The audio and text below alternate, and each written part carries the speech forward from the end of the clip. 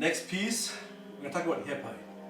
This is a tough one because hip height can be very arbitrary. You know, it's based on height, it's based on strength, it's based on leverages. So many factors come into play. So I'll go into what I do, and then we can kind of go into what others may do to find their hip height a little faster. So earlier I talked about how I come down to the bar very relaxed. You know, I just grab it and I use the bar as leverage to pull my body into position. Now what happens is my hip will rise to a certain point. Once it stops and the bar is about to come off the ground, I know that's the point that my hip needs to be. Now because of the way I'm built, my hip looks pretty high. Oftentimes I'll have people who may not know deadlifting as well or know the sport as well. They'll tell me, dude, how did you RDL that? Or how did you stiff leg deadlift that?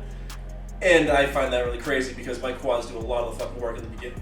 Try not to hold on to come you're swearing's fine, alright. Whatever you want to do. My quads do a ton of work in the beginning of the lift. I know that, I feel it.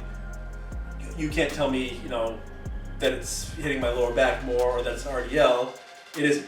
It's just the way I deadlift, the way my body's set up. Now, for someone new to deadlifting, there might be an easier way to get down to the bar and find that hip height naturally.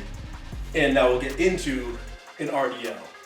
So essentially what an RDL is just throwing your butt back as far as you can. And once you feel that stretch in your hamstring, that's pretty much the limit you're at.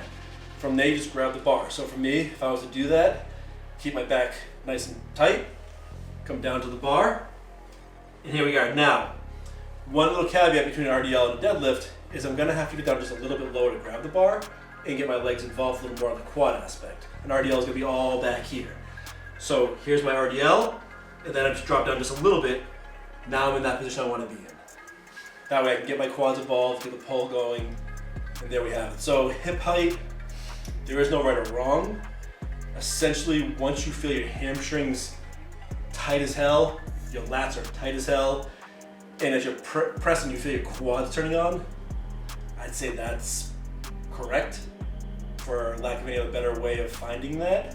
Also, another great thing is to film yourself and possibly have a well-informed or intelligent trainer, coach, whatever, watching you, and they can also kind of give you input and see how things kind of work, if things are wonky or whatnot.